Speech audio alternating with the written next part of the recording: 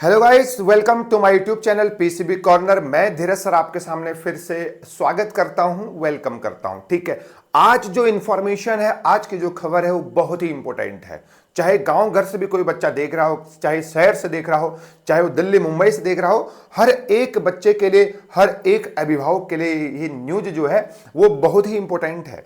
हालांकि पिछले साल से ये खबर थी कि जो है क्लास 10 में जो है सीबीएसई में एक साल में 2 बार बोर्ड पेपर हो सकते हैं। और इस बात पर जो है ना, इस खबर पर जो है इस साल मुहर लग चुकी है। आपका बच्चा या आप जो है, अगर आप 10th क्लास में पढ़ते हैं मेरे प्यारे बच्चों, तो आपके जो है 2026 से क्लास 10th में जो है 2 बार पेपर होंगे, बोर्ड पेपर।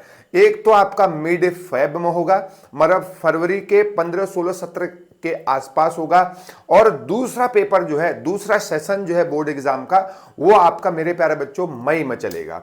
ठीक है, और क्या बात निकल गई यहां से, आपको देखो फर्स्ट पेपर में अपियर होना जरूरी है, जरूरी है। अगर आप ये कहेंगे कि हम सेकंड पेपर देंगे, हमारी मर्जी, हम जो है सेकंड पार्ट में अपियर होंगे, मतलब हम जो है मई में अपियर होंगे, हम मिड फेब वाले में फर्स्ट पेपर में अपियर नहीं हो रहे हैं, तो आप जो है मेरे प्यारे बच्चों फेल माने जाएंगे। इसका मतलब फर्स्ट पेपर में आपको अपियर होना जरूरी है। जब आप फॉर्म भरेंगे तो उसमें आप जरूर लिखेंगे फर्स्ट पेपर मैं दूंगा, फर्स्ट पेपर में अपियर होऊंगा, तब जाके आप जो है सेकंड पेपर भी दे सकते हैं। ठीक है ना, है ना। 2 बार पेपर होगा, मिड फेब में और मई में, है ना। दोनों बार सिलेबस पूरा पूरा आएगा। जो बच्चा फर्स्ट पेपर में अच्छे नंबर नहीं ले पाएगा, किसी 3 सब्जेक्ट में, 5-6 सब्जेक्ट तो होते होते हैं, 3 सब्जेक्ट में अगर इंप्रूवमेंट चाहता है और अच्छे मार्क्स चाहता है, तो वो 3 सब्जेक्ट को जो है बाद में मई में भी दे सकता है। मिनिमम 3 सब्जेक्ट दे सकता है, कब? मई में, है ना। तो काफी इंपॉर्टेंट चीज, काफी खबर मैं यहां पर पूरा बताने वाला हूं आपको। ठीक है, अच्छा यार, आप सोचेंगे कि ऐसा जो है सरकार ने ऐसा डिसीजन क्यों लिया। मैं आपको बताता हूं। देखो यार, गवर्नमेंट को ये लगता है ना कि जो है हिंदुस्तान के बच्चे जो 10th क्लास में है वो बहुत मेहनत कर रहे हैं, रात दिन पढ़ते हैं, स्कूल जाते हैं, ट्यूशन जाते हैं, टाइम नहीं मिल रहा है, खेलने का वक्त नहीं है, बहुत बर्डन है भाई लोगों पे, है ना। इतनी मोटी मोटी किताबें पढ़ते हैं, है ना। तो इस बात को, खबर को, इस उनने सोचा तुम्हारे बारे में, यार अरे बच्चों को टाइम नहीं मिल रहा है ना। तो उसने जो है इसी बात को बहुत दिनों से, 1-2 साल से वो चर्चा कर रहे थे। तो आपके लिए जो है मेरे प्यारे बच्चों, आपके सहूलियत के लिए, आपके मतलब हाँ, आपके ऊपर ज्यादा बर्डन ना आए, इस बात के लिए जो है उनने ये खास न्यूज जो है आज ही आपके लिए जो है इस निकाली गई है। हालांकि मेरी वीडियो जो है कल 26 जून को पोस्ट होगी, और लेकिन ये जो है 25 जून को ही इंफॉर्मेशन आ गई थी, और मैं रात के जो है 11:15 में जो है ये वीडियो को शूट कर रहा हूं अपने घर से। ठीक है ना। तो मेरे प्यारे बच्चों, हम पढ़ते हैं, ठीक है ना। ये आर्टिकल है, आप इसको पढ़ सकते हैं, हिंदी और इंग्लिश दोनों में है। अगर किसी को चाहिए होगा तो मुझे बता देना। ठीक है भाई, ऐसा लिख रहा है कि to further the ultimate this, ये कोई बकवास बात है कि ये, हाँ मतलब ऐसा डिसीजन क्यों लिया। ये कह रहा है कि बच्चे के ऊपर बहुत प्रेशर है, बहुत ज्यादा किताबें पढ़ रहा है ना, कोचिंग का प्रेशर है, उस प्रेशर को कम करने के लिए सीबीएसई जो है ये कदम उठा रहा है। ठीक है ना। चलिए, अच्छा, मेन पॉइंट क्या है, देखो, scheme of 2 board examination, general condition. ठीक है भाई, मतलब बोर्ड एग्जाम 2 बार होगा, ये आपको पता है ना। 2 बार बोर्ड एग्जाम होने वाला है, एक तो फरवरी में होगा, एक तो मई में होगा। अच्छा, मुख्य बात है क्या है, आपको अपियर फर्स्ट में होना जरूरी है। अगर आप कहेंगे कि हम तो भैया फरवरी में सो जाएंगे, बढ़िया, आपको पता है महीना बढ़िया होता है फरवरी का, हम सो जाएंगे, हम तो डायरेक्ट मई में देंगे, तो तुम उस मई में नहीं, फिर अगले साल मई में दोगे, 1 साल फेल होके, है ना। तो आपको फर्स्ट में अपियर होना जरूरी है।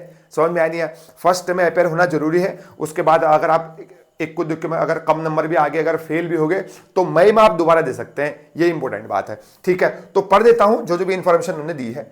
It is mandatory for all the students to appear in the first board examination. Very good information, जैसे मैंने आपको बोला, यह आवश्यक है ना, स्टूडेंट के लिए आवश्यक है पहले वाले पेपर में, मतलब बोले तो फर्स्ट बोर्ड एग्जामिनेशन में अपियर होना बैठना आवश्यक है, मैंडेटरी है। अगर फर्स्ट बोर्ड पेपर में आप अपियर नहीं होंगे, दो बोर्ड एक साल में 2 बार होंगे ना, अगर आप मिड फेब में अपियर नहीं होंगे तो फिर आप फेल माने जाएंगे, ठीक है। All past and eligible students will be allowed to improve their performance in any of 3 subjects: science, math, social science and language। मान लीजिए कोई बच्चा पास हो गया, ठीक है, 5 के 5 सब्जेक्ट में पास है, या किसी बच्चे का ऊपर नीचे हो गया है ना, कंपार्टमेंट आ गई बेचारे की, है ना, या वो जो है कम नंबर आ गए, उतने मजा नहीं आया उसको, तो वो अपने सब्जेक्ट को इंप्रूव कर सकता है 3 सब्जेक्ट में। कितने सब्जेक्ट में भाई लोगों? 3 सब्जेक्ट में। किन किन में से? साइंस, मैथ्स, सोशल साइंस और इंग्लिश लैंग्वेज, 5 ही हो गई है, तो 5 में से वो 3 सब्जेक्ट में अपना इंप्रूवमेंट कर सकता है। और वो कब देगा इंप्रूवमेंट का पेपर? मई में उसके लिए है, ठीक है। अब ये होगी ना यार, देने तो आपको 5 के 5 है पहली बार में, है ना, आपको लग रहा है यार ये पेपर अच्छे नहीं गए, तो आप बाद में जो है 5 के 5 देने की जरूरत नहीं है, आप 3 देंगे, आपका काम चल जाएगा। आप साइंस, मैथ्स और एसएसटी दे सकते हैं, या आपको लग रहा है यार पहली बार मैंने मैथ्स अच्छी से नहीं पढ़ा था, आप सेकंड पेपर में जाके दे दो उसको, है ना, तो सेकंड पेपर में आपका इंप्रूवमेंट माना जाएगा, है ना। तो अच्छा मौका आपके लिए 10th में अच्छे परसेंटेज लाने का। तो मेरा सरकार से सवाल है, अगर बच्चा 10th में 100 में 100 भी ला गया तो उसको क्या इनाम मिलने वाला है, आप ये भी घोषणा कर दो। और आगे जाके वो आईआईटी निकाल लेगा, जेईई मेंस निकाल लेगा, या मतलब क्या निकाल लेगा, वो भी स्पष्टीकरण आपको करना चाहिए, ठीक है ना। ये डिसीजन तो आपने कर लिया कि 2 बार बोर्ड दे दो, ये करो वो करो, तो क्या इस बात की गारंटी है कि बच्चा जो है कंपटीशन मोड पे आएगा, या जेईई आसान होने वाला है, नीट आसान होने वाला है? तो आपने एक साइट तो जो है भाई जो है नीट वालों के लिए कोई अनलिमिटेड रखा है, कोई लिमिट ही नहीं रखी है, बच्चे 11 सालों में जो है नीट का पेपर निकाल रहे हैं, तो कुछ न कुछ गड़बड़ हो है भैया, ठीक है, कोई बात नहीं। चलो तीसरी it if a student has not appeared in 3 or more subject in the first examination, then she or he will not be allowed to appear in the second examination. अगर कोई स्टूडेंट है वो पहले पेपर में जो है, पहले paper में 3 या 3 से ज्यादा पेपर में अपियर नहीं हुआ फर्स्ट पेपर में, तो वो फेल माना जाएगा, उसको सेकंड बार में पेपर में, सेकंड बोर्ड एग्जामिनेशन में अपियर होने का बिल्कुल मौका नहीं है, ठीक है ना। मैंने क्या बोला? अगर कोई बच्चा पहले बोर्ड पेपर में जो मिड फेब का होने वाला है, उसमें अगर भाई वो 3 सब्जेक्ट में अपियर नहीं हो रहा है, तो फिर वो मई का नहीं देगा। ये नहीं सोचना है कि जो हम जो है 3 पेपर नहीं देंगे फर्स्ट फरवरी के, हम जो है वहां दे देंगे इसको, कहाँ पे? मई में दे देंगे, ऐसा नहीं चलेगा। आपका चलता तो सीबीएसई ऐसा बनाता है ना, बहुत तेज है सीबीएसई भैया, ठीक है ना। तो मैंने समझ में आगे नहीं आ गया? अगला देखो भाई, और हाँ, अगर ऐसा हुआ कि 3 पेपर पहले पेपर में 3 नहीं दिए, फिर वो एसेंशियल रिपीट के अंदर आ जाएगा, उसको पूरा साल रिपीट करना पड़ेगा। यहां देखिए, such student will be placed in the essential repeat category and can take the examination only next year in the main examination in the month of February next year. अगर कोई बच्चा पहले जो आपका फर्स्ट बोर्ड है, first board का मतलब मैं बात करूंगा मिड फेब की, उसमें अगर 3 पेपर में वो गायब होता है, तो उसके बाद वो जो है मई में पेपर नहीं दे पाएगा, वो एसेंशियल रिपीट के अंदर आएगा, फिर अगले साल देगा, अगले साल, ठीक है। अगला, for student whose result in the first examination is compartment, such student will be allowed to appear in the second examination under compartment category. ठीक है भैया, अगर किसी बच्चे की कंपार्टमेंट, मान लीजिए फरवरी में कोई बच्चा मैथ्स में फेल हो गया, तो कंपार्टमेंट के तौर पे जो है मई में दोबारा पेपर दे देगा कंपार्टमेंट के तौर पे, है ना, कोई दिक्कत तो नहीं है? नहीं है। मैंने क्या बोला? अगर कोई बच्चा मिड फरवरी वाले में फर्स्ट बोर्ड में अगर फेल हो गया मैथ्स में, तो वो एज अ कंपार्टमेंट जो है ना, वो रिपीट नहीं आएगा, एज अ कंपार्टमेंट आएगा, कहां पर दे देगा? मई में दे देगा, वहां पास हो जाएगा, कोई दिक्कत ही नहीं है। Additional subject will not be permitted after passing 10th, इसमें कोई दिक्कत वाली बात नहीं है। अच्छा, स्पेशल कैटेगरी वाला आपका नहीं। अगर कोई बंदा स्पोर्ट्स वाला है, वो पहले उसमें नहीं दे पा रहा है, तो वो जो है सेकंड वाले में दे सकता है। बट अगर उसे कहीं ना कहीं डेट क्लैश कर रही है, मान लो कहीं नेशनल स्पोर्ट्स खेलने जा रहा है, या उसके यूथ गेम्स हो रहे हैं, अगर वो वहाँ जा रहा है, तो अगर वो डेट अगर क्लैश हो रही, तो वो जो है सेकंड बोर्ड में जो है उन पेपरों को दे सकता है, उसके लिए छूट है भैया, कोई दिक्कत नहीं है। स्पोर्ट्स कैटेगरी वालों के लिए 3 के 3 ये है जो फैसिलिटीज है है ना, दिक्कत है भाई। अब देखो, अब जो आपके असेसमेंट्स होते हैं ना, असेसमेंट्स क्या लिखा है बताओ, internal assessment will be conducted only once before the main examination. जो आपका मेन एग्जामिनेशन होंगे उससे पहले जो है, उससे पहले आपके एक ही बार जो है असेसमेंट होंगे। जो 20 नंबर के होते हैं ना, आपके 20 नंबर के मैथ है, 20 नंबर के साइंस है, वो एक ही बार होंगे, आपको दो दो बार देने की जरूरत नहीं है, ठीक है, एक ही बार होगा। शेड्यूल ऑफ द एग्जामिनेशन, भाई फर्स्ट एग्जामिनेशन कब होगा, मिड फेब में। मिड फेब में आपका जो है पहला होगा, पहला, है ना, पहला एग्जामिनेशन कब होगा, मिड फेब में। और सेकंड एग्जामिनेशन कब होगा भैया, मई में होगा, मई में। तो मई वाले का रिजल्ट तो जून में आएगा, आपको पता है। मई में जो भी बोर्ड का एग्जाम होगा, second examination of board will be in May and result will be announce in June. और जो यहां पर आपका मिड फेब में दिख रहा है, तो फेब, मार्च, अप्रैल, अप्रैल में इसका रिजल्ट आएगा फर्स्ट वाले का, ठीक है, ध्यान से सुनिए। अच्छा यहां देखिए, eligibility criteria for appearing in the examination. अच्छा, जो पहला एग्जाम दे रहा ना, या तो देखो फर्स्ट एग्जामिनेशन की बात चल रही है, देखो first examination will be the main examination, the eligibility to appear in the first examination will be. अच्छा, जो आपका फर्स्ट एग्जाम होगा ना, वो मेन एग्जाम होगा। इसका मतलब जो भी आपके असेसमेंट है ना मेरे प्यारे बच्चों, वो आपके फरवरी से पहले ही हो जाएंगे, है ना। तो पहला वाला मेन एग्जाम है, तो उसको देना, तो उसमें तो अपियर होना ही होना है। हम ये नहीं चाह सकते यार कि जो है मेरे को टाइम नहीं मिला, मैं दूसरा पेपर दूंगा, फिर आप पूरा साल रिपीट करोगे। ठीक, क्या बोल रहा है, फ्रेश स्टूडेंट ऑफ क्लास 10, या तो उसी साल के बच्चे होने चाहिए, या सेकंड चांस कंपार्टमेंट। अब देखो भाई, एक बंदे ने जो है, मान लीजिए कोई बच्चा है, वो फरवरी में जो है, सॉरी फरवरी में का फेल हो गया, उसके बाद उसने एक कंपार्टमेंट दिया, मई में भी फेल हो गया, अब उसको दोबारा एसेंशियल रिपीट करना पड़ेगा ना, वो कब देगा, अगले साल। इसलिए क्या लिखा हुआ है, सेकंड चांस ऑफ कंपार्टमेंट, मतलब जो पिछले साल वाला बच्चा है वो भी आपके साथ देगा paper. Essential repeat of previous year, अब जो प्रीवियस ईयर का एसेंशियल रिपीट है वो भी देगा, है ना। या इंप्रूवमेंट एग्जामिनेशन, और जो इंप्रूवमेंट एग्जामिनेशन दे रहा है वो भी देगा, ठीक है ना। फर्स्ट पेपर को इंप्रूवमेंट वाला, मतलब लास्ट ईयर का बच्चा दे सकता है उसको, ठीक है। एलिजिबिलिटी ऑफ सेकंड एग्जामिनेशन में क्या होगा, improvement category up to 3 main subject. अब मैंने आपको बताया ना, जो भी आपका मई वाला पेपर होगा उसमें आपको कौन बच्चे दे सकते हैं, जो फर्स्ट में तो अपियर हुए ही हुए हैं, अगर उनके 3 सब्जेक्ट में कुछ गड़बड़ झोल हो गया, कम नंबर आ गए, तो इंप्रूवमेंट के तौर पे जो है मिनिमम जो है मैक्सिमम जो है 3 सब्जेक्ट में जो है अपना, अप टू भी लिखा हुआ है, improvement category up to 3 main subject, मतलब 3 सब्जेक्ट तक जो है अपना इंप्रूवमेंट दे सकते हैं। या first third chance of compartment, जो पहले वाले बच्चे थे फेल हुए थे, वो भी जो है इस सेकंड वाले एग्जाम में बैठ सकते हैं। और कंपार्टमेंट प्लस इंप्रूवमेंट, ये दोनों भी बैठ सकते हैं, जो कंपार्टमेंट भी करना चाह रहा है और इंप्रूवमेंट वाले दोनों भी जो है इस सेकंड एग्जाम में बैठ सकते हैं, ठीक है। Improvement for the student passed by the replacement of the previous subject, replacement of the subject, है ना।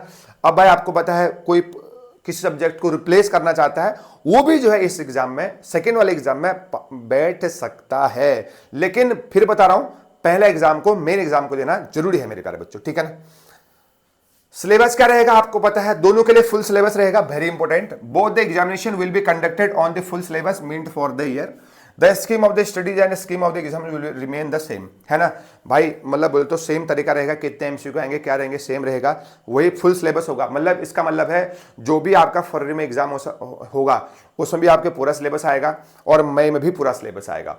फिर बता रहा हूं, मई के एग्जाम को अपेयर होने से पहले आपको मेन एग्जाम में अपेयर होना जरूरी है, और मेन एग्जाम पता कब है, फरवरी वाला मेन एग्जाम कहलाएगा, ठीक है। ये बहुत इंपॉर्टेंट इंफॉर्मेशन है। LOC submission of the examination, LOC मतलब होता है list of candidate, filling of list of candidate and appearing in the main first exam will be compulsory. अब यार मान लो, जो ये तो स्कूल के लिए हो गया, जैसे मान लो स्कूल में, मान लो कोई बच्चा अगर छूट गया पहले वाले पेपर में, पहले वाले बोर्ड पेपर के लिए कोई बच्चे का नाम अगर छूट गया है, फिर वो सेकंड नहीं दे पाएगा, है ना। लिस्ट ऑफ कैंडिडेट को फिल करना जरूरी है फर्स्ट एग्जामिनेशन के लिए, जो कि मेन है। LOC for the second exam will be filled in a separately, however no new names will be added। मतलब कोई नया, हाँ देखो, लिस्ट ऑफ कैंडिडेट फर्स्ट में के लिए भी और सेकंड के लिए भी अलग अलग से फिल होगा, लेकिन दूसरे वाले में कोई नया बच्चे का नाम नहीं आएगा अगर वो पहले वाले में नहीं था तो। क्या समझे मैंने क्या पूछा, जो लिस्ट ऑफ कैंडिडेट है ना, फर्स्ट बोर्ड एग्जाम में जो बैठेंगे उनको फिल करना है, ये तो स्कूल वाले के लिए है, और सेकंड वाले में भी फिल करना है। और सेकंड वाले में जब हम लिस्ट ऑफ कैंडिडेट को फिल करेंगे ना, इतने बच्चे हमारे अपेयर होंगे।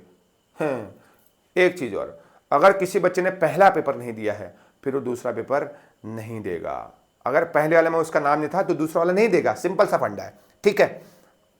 समझ में नहीं आया? अबे अगर किसी पहले, अब ऐसा, अब इसका उल्टा सोचो, अगर कोई बच्चा पहले में अपियर हुआ है तो दूसरे में अपियर नहीं भी हो सकता है यार, जरूरी नहीं है ना, वो तो कंपलसरी थोड़ी है। अगर पहले में आपने 100 में 100 ठोक दिया यार, तो इसका मतलब दूसरे में अपियर मत हो, आप मनाली जा सकते हो छुट्टी मनाने के लिए। समझ में आया नहीं है? लेकिन अगर आपका दूसरा एलओसी दूसरे में भरना जरूरी है, एलओसी अगर भरना किसके लिए जरूरी है?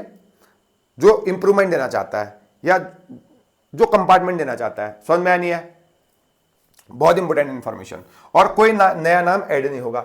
Subject change will not be allowed from the first examination to second examination except permitted as per policy. वैसे तो कोई सब्जेक्ट को चेंज करने की जरूरत नहीं है, आप नहीं कर सकते अगर जरूरत नहीं है तो, ठीक है। Result declaration, result of the all student will be declared as per examination bylaws. जो भी एग्जाम के बायलॉज है, मतलब बोले तो मिड फर्स्ट एग्जाम का रिजल्ट जो है अप्रैल के आसपास आएगा और सेकेंड एग्जाम का रिजल्ट जो है आपका जून के आसपास आएगा। समझ में आया नहीं है? ठीक है ना। लेकिन जो फाइनल मेरिट बनेगी ना, जैसे होता ना कि जो है इसने टॉप मार दिया ऑल इंडिया में 500 में से 500 जॉर्डन बांट देते हैं आजकल लोग, ठीक है ना, एयर जॉर्डन नंबर 1, ठीक है ना। तो 500 में से 500 आगे आपके, तो आपका जो, लेकिन आपकी मेरिट लिस्ट जो है ना भाई, मेरिट लिस्ट जो है वो जो है सेकेंड एग्जाम के रिजल्ट के बाद ही आएगी। हो सकता है किसी बच्चे ने इंप्रूवमेंट करना हो तो उसमें जो है इंप्रूवमेंट करके भी टॉप मार सकता है, इस बात को भूलना नहीं है। तो आपके लिए अच्छा मौका है, ठीक है। अगला, पोस्ट रिजल्ट फैसिलिटीज वगैरह वगैरह, ये facility of the photo copy verification. हाँ, जैसे मान लो आजकल ये चला था ना कि जो है कि हम लोग यार नंबर कम आ गए तो हम फोटो कॉपी मंगा सकते हैं, तो वो सेकेंड एग्जामिनेशन के बाद होगा। Facilities of photo copy verification revaluation will be available only after declaration result of second examination for both examination main and second. मतलब अगर आप रीवैल्यूएशन कराना चाहते हैं फर्स्ट वाले में भी और सेकेंड वाले में भी, तो दोनों का रीवैल्यूएशन जो है ना, जो आपका मेन एग्जाम था और सेकेंड एग्जाम था, उन दोनों का रीवैल्यूएशन जो है आपके सेकेंड के बाद होगा। मतलब जो सेकंड का रिजल्ट आएगा ना जून के बाद ही इसका सीन शॉट सही होएगा कि आप लोग जो है रीवैल्यूएशन करा सकते हैं या कॉपी मंगा सकते हैं, ठीक है। समझ में आया नहीं है? तो और बच्चे जो है, अगर कोई बच्चा जो है 11th एडमिशन लेना चाहता है, ठीक है ना, तो वो ले भी सकता है, कोई दिक्कत वाली बात नहीं है। अगर वो student not qualified in the main exam will be allowed provisional admission in the 11th class. अगर कोई बच्चा जो है 11th फर्स्ट पेपर में जो है वो, अगर ये फर्स्ट पेपर में जो है पास नहीं हुआ है, तो वो भी जो है 11th क्लास में हल्का फुल्का एडमिशन ले सकता है, ठीक है। वैसे तो आपको पास होना ही है, कोई फेल तो होता नहीं है, ठीक है ना। तो ये सारे के सारे डिक्लेरेशन थे। अच्छा, मेन मुद्दा क्या है मैं आपको बता देता हूँ, ठीक है ना। और ये जो भी मेरी वीडियो सुन रहे होंगे भाई, इसमें थोड़ी बहुत मैंने जोक भी किया था किस टाइम पे कि जो है सीबीएसई बहुत लोड चाह रहा है कि आप लोग बहुत लोड ले रहे हो, बच्चे छोटे छोटे बच्चे हैं, है ना, 10th में पढ़ते हैं, बहुत सारी किताबें हैं। भैया देखो यार, सिलेबस बहुत आसान है, ठीक है ना, आप कर सकते हैं, बलवान है ना, पढ़ने का वक्त है ना, आगे तो आपने ज़िंदगी में बहुत मेहनत करनी है भाई, ठीक है। तो इस बात को आपको सोचना है। और पेरेंट्स लोग जितने मेरे वीडियो देख रहे हैं, तो अंततः निष्कर्ष पता क्या निकला, अब जो है साल में 2 बार जो है बोर्ड पेपर होंगे 10th क्लास के। ये मेरा मेन मुद्दा है। साल में 2 बार 10वीं कक्षा के बोर्ड पेपर होंगे। पहला पेपर होगा आपका फरवरी के बीच में, 15 से 20 फरवरी के बीच, और दूसरा बोर्ड का पेपर होगा वो होगा आपका मई में। और पहला वाला पेपर जो है, फर्स्ट पेपर जो है, वो आपका मेन पेपर माना जाएगा। अगर कोई बच्चा पहले पेपर में भाग नहीं ले रहा है और दूसरे पेपर को देना चाहता है तो वो फेल माना जाएगा, उसको एसेंशियल रिपीट करना पड़ेगा, ठीक है। ये इस बात की, ये इस रिजल्ट की जो है, ये इस इंफॉर्मेशन की, ये इस न्यूज की मेन खबर है, मेन ब्रेकिंग न्यूज है। अगर कोई बच्चा जो है पहले पेपर की बात करूं, जो मेन एग्जामिनेशन जो फरवरी में होगा, उसमें अगर मान लीजिए किसी बच्चे के नंबर कम आ गए, फेल हो गया, तो वो इंप्रूवमेंट का एग्जाम भी या कंपार्टमेंट का एग्जाम भी दे सकता है और इंप्रूवमेंट भी भर सकता है। किसी के मान लो हिंदी में कम आ गए, गणित में कम आ गए, और किसी सब्जेक्ट में जो है एसएसटी में जो है कम आ गए हैं, वो इंप्रूवमेंट का एग्जाम जो है मई में दे सकता है। मैक्सिमम 3 सब्जेक्ट को जो है अपने को सुधार सकता है। ये आज की सबसे बड़ी ब्रेकिंग न्यूज है, ठीक। ठीक है। लेकिन इन सब का रिजल्ट जो है, फाइनल रिजल्ट जो है मेरे प्यारे बच्चों, वो दूसरे एग्जाम के बाद ही आने वाला है।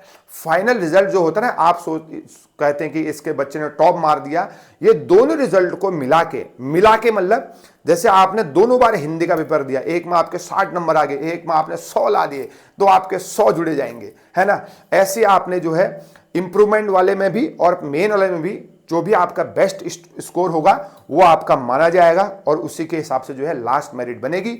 और सेकेंड एग्जाम के बाद जो है वो जो है मेरिट लिस्ट में नाम आएगा सबका, जब आपका दूसरा एग्जाम खत्म हो जाएगा उसके बाद जो रिजल्ट आएगा, ठीक है ना। और दूसरी बात क्या थी, मेन एग्जाम में आपको अपेयर होना जरूरी है, ठीक है ना। अगर आपको मेन एग्जाम में अपेयर नहीं हुए हैं फिर आपको फेल कैटेगरी में माना जाएगा, फिर आपको एसेंशियल रिपीट करना होगा। आज की ब्रेकिंग न्यूज ये रही, ठीक है ना। तो मेरे प्यारे बच्चों, वीडियो को लाइक करें, शेयर करें, सब्सक्राइब करें। मैं आपका Dheeraj sir, thank you so much.